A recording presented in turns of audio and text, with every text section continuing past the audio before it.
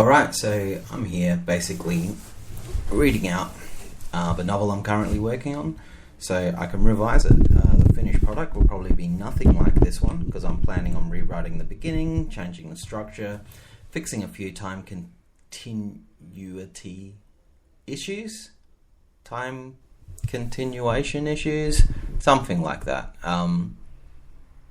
Anyway, here we go. It's Minkah, One Life in 9. The house was colder than usual. Minkah looked along the length of the hallway and saw no sign of a leptidus he was hunting. All secure, he purred into his collar communicator.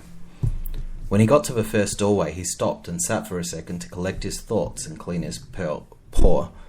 Ugh, he could still taste Neptune.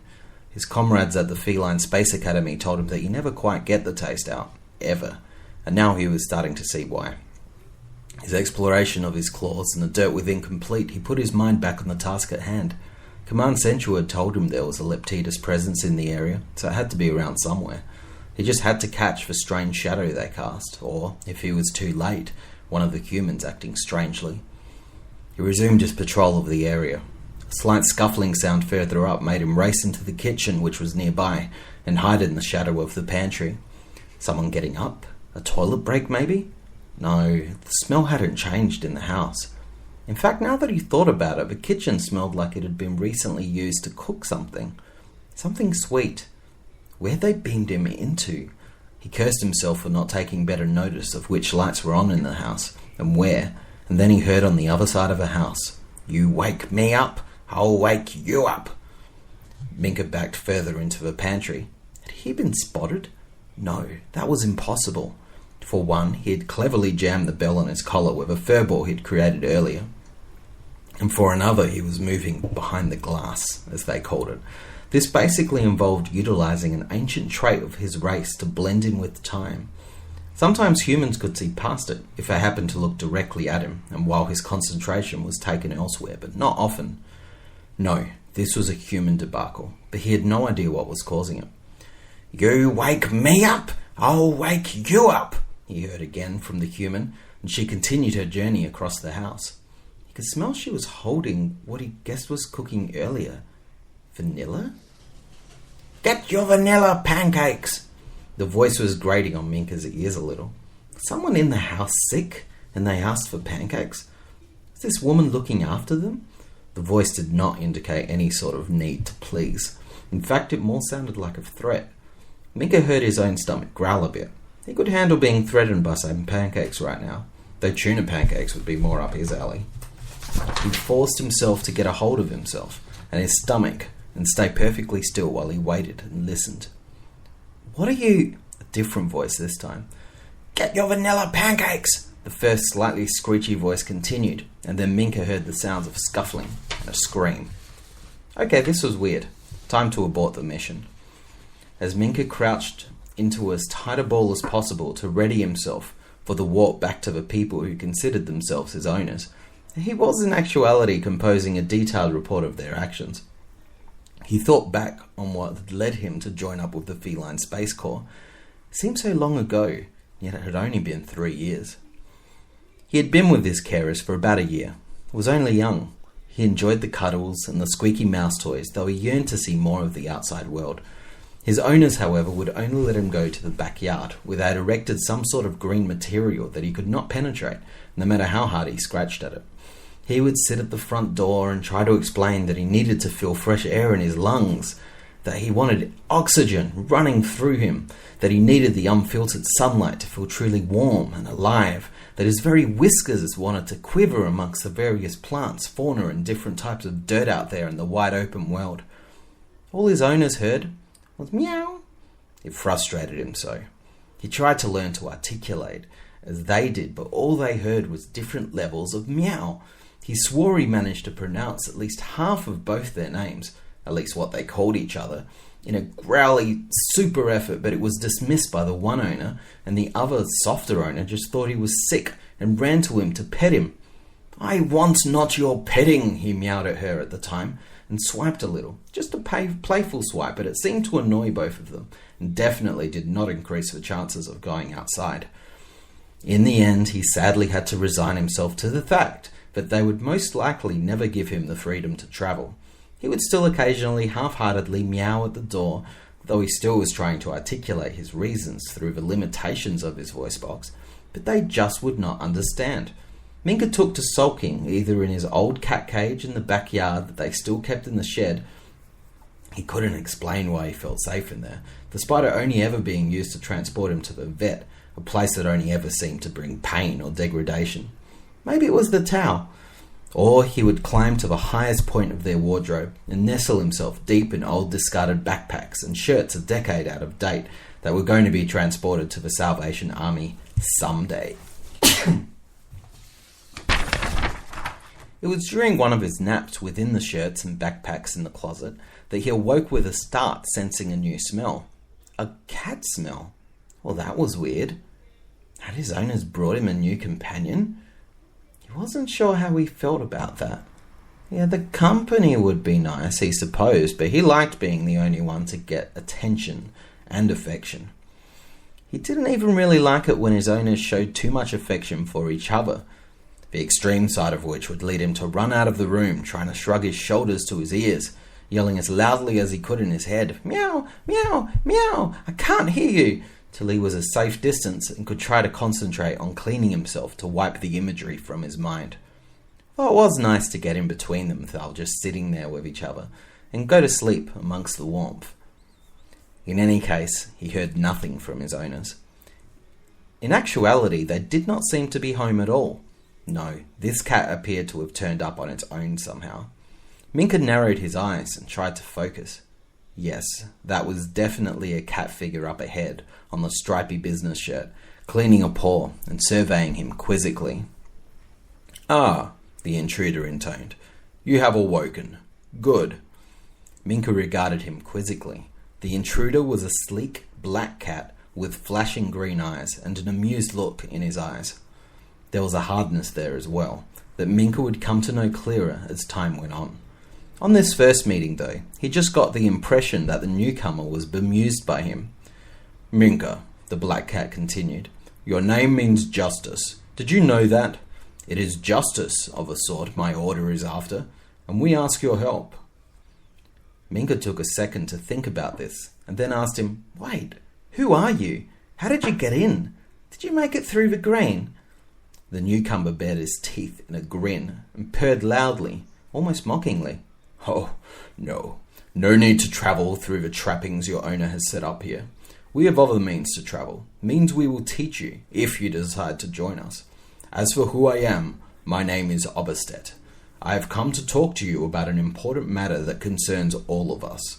You would not know this, but we are all of us charged with seeking out black forces, things that can do damage to the very fabric of space-time itself, and eliminating them. That is our duty as cats. Of course," he continued, "there are those who choose to ignore this duty and sleep most of the day and night. As time has gone on and memories have become faded and history become less important, this, unfortunately, has spread to most of us." Minkah thought on this for a second and then replied, "Well, okay, but what made you seek me out? And what black forces are you talking about?" "Ah, Minkah," Oberstadt replied, fixing his bright gaze upon him, "you have been sought out because we can feel something special in you. In fact, we've been keeping an eye on you since you were born. You have an exceptional ability within you to sense these black forces. It's in our blood. At least we hope it is, but we'll be trialing that in the lab. As far as the evil that is out there is concerned, we are mostly dealing with a race called the Leptidas. They are trans-dimensional beings, and they cause great harm in the natural universe. You will learn more about them in training, if you come along." "So I have a choice in this?" "Of course. But you haven't really answered my question. Why do you need me in particular? You say I can detect these things? Am I the only one?"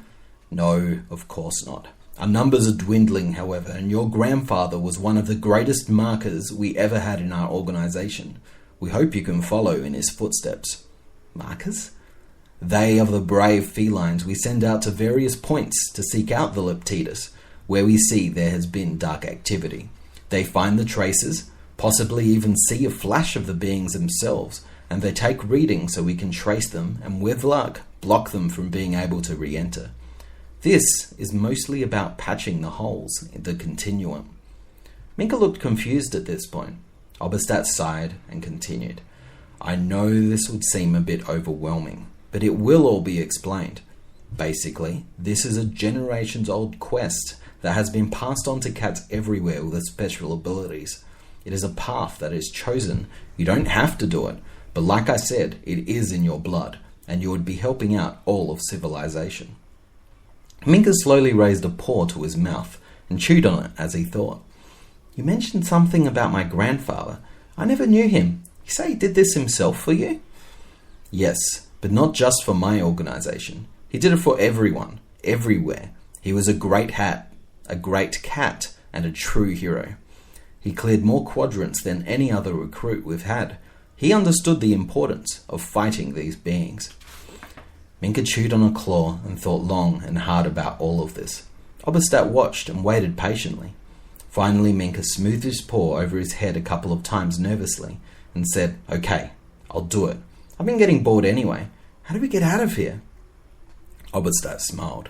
That part is easy. He pushed his chin down against his neck, talked into his collar. Over here, saucer has the cream, open tear, and my vector. In front of Minkah's eyes, it appeared as if Oberstadt became slightly blurry, and then he saw that there was actually a thin line bending the light right in front of him. Oberstadt took a step into the line. Minkah saw his paw disappear. Don't be frightened, Oberstadt said reassuringly.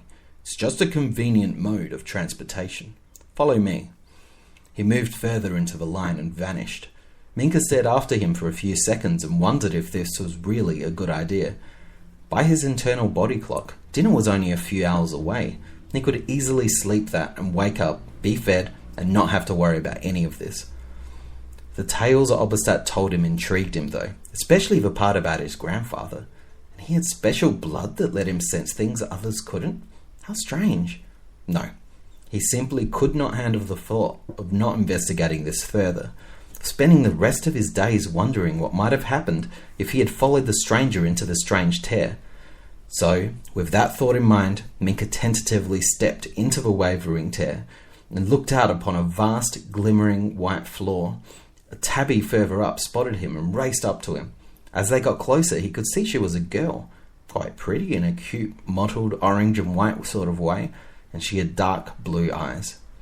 You must be Minkah, she half squealed and half purred.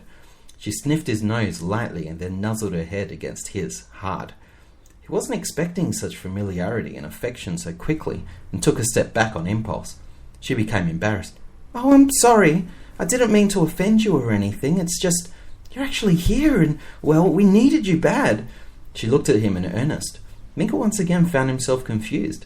Needed him in earnest? Didn't Oberstadt say there were plenty like him? This called for further investigation. But before he could start to ask any questions, he heard Oberstadt further up the floor yell out to him, This way, Minkah! Come meet your trainer. He will explain everything to you. He gave the young tabby girl an encouraging smile to put her at ease and open up his chance of decent conversation later on, and padded off after Oberstadt. This should be interesting, he thought. As he followed the black cat he assumed was a sort of leader here, he looked around and took in the surroundings. As he first observed, he was on a large white floor. As he looked, however, he also noticed white desks and what looked like glass cubes around him, with other cats performing various activities in them. There were cats looking on at the cubes and making scratches onto clipboards with their claws. If he looked closely, they appeared to have some sort of ink at the tip. He looked a bit closer. Yes, there was a small inkwell at each of the stations that the cat that appeared to be observing would occasionally dip into to continue scratching on the clipboard. Are you coming, Minkah? Oberstadt called to him. Minkah leapt to attention and quite nearly about 2 feet in the air. Yes, coming right up. He padded quickly up so that he was alongside Oberstadt, who set off again at a brisk pace from where he was waiting for him. Minkah kept his eyes ahead of him, and eventually they passed under a big purple banner with command written on it, which was covered in scratches and tears. Still managed to look vaguely majestic, despite being a touch tattered. Past the banner, Minkah could see 3 tabbies sitting to attention in front of another sleek black cat that looked similar to Oberstadt. This cat, however, seemed a bit rougher, a bit tougher, a bit more muscular, and definitely a little dangerous. He was sitting in front of a white board speaking constantly and occasionally whacking the board either to point things out or to emphasize his point. Either way, every time he did it, the 3 cats watching would jump slightly. Minkah noticed the teacher got a little bit of satisfaction from that. Oberstadt cleared his throat, and the other black cat looked over. Hello there, Obi. What have we here? Is this our new recruit? He gave a wink to Minkah, sniffed at his nose, and then held out his paw. I'm Ratson, but just call me Rats, everyone here does. I'll be teaching you what there is to know in this place and helping you get your feet. I'll also be helping you come to terms with all of this, because it's not going to be easy. You'll be getting my special training. Minkah placed his paw into Rats. He seemed callous and strong, even without the claws extended. Rats nodded and pulled his paw away. Special training? Minkah inquired. Well, yes. You've been told about your possible abilities, right? Yeah, but aren't there plenty of cats with the same ones? Rats looked over at Oberstadt, who looked a little embarrassed.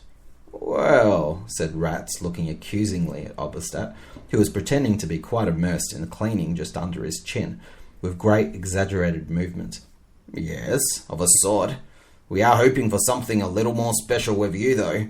Something that can give us a decisive step towards ending this battle once and for all, so we can all breathe easy, for good. Minkah stopped for a while and digested this. He was something special. Was that why the girl, when he first got there, acted so overwhelmed by him?